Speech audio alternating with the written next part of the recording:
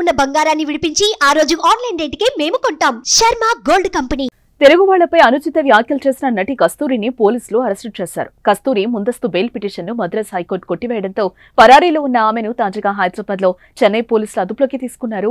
Hindu People's Party of Tamil Nadu తరపున బ్రాహ్మణులకు రక్షణ కల్పించేందుకు ప్రత్యేక చట్టం తేవాలని డిమాండ్ చేసే క్రమంలో కస్తూరి తెలుగు వాళ్లపై వివాదాస్పద వ్యాఖ్యలు చేసింది. సుమారు 300 ఏళ్ల క్రితం రాజుల కాలంలో అంతఃపుర మహిళలకు సేవ చేయడానికి తమిళనాడుకు తెలుగువారు వచ్చారని, అలా వచ్చిన వారంతా ఇప్పుడు తమది తమిళ జాతి అంటూ పెద్ద పెద్ద మాటలు మాట్లాడుతున్నారని ఆమె కామెంట్ చేసింది. అలా అయితే ఎప్పుడో ఇక్కడికొచ్చిన బ్రాహ్మణులను తమిళులు కాదని చెప్పడానికి తెలుగువారు ఎవరు అని ఆమె ప్రశ్నించింది. కస్తూరి చేసిన ఈ వ్యాఖ్యలు దుమారమే రేపాయి.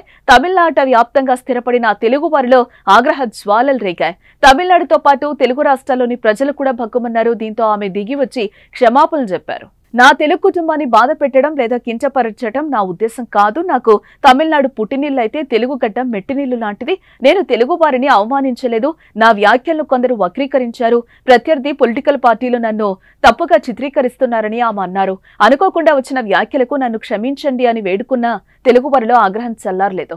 తమిళనాడులో పలు చోట్ల కేసులు నమోదయ్యాయి. పోలీసులు భారతీయ నాగరిక సురక్షా సంహితలోని 4 సెక్షన్ల కింద కేసైతే నమోదు చేశారు.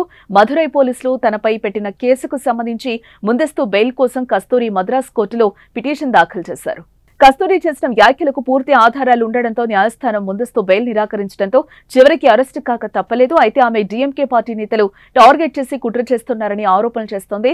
తమిళనాడు బ్రాహ్మణ కుటుంబంలో పుట్టిన కస్తూరి 1991లో నటిగా ఎంట్రీ ఇచ్చింది.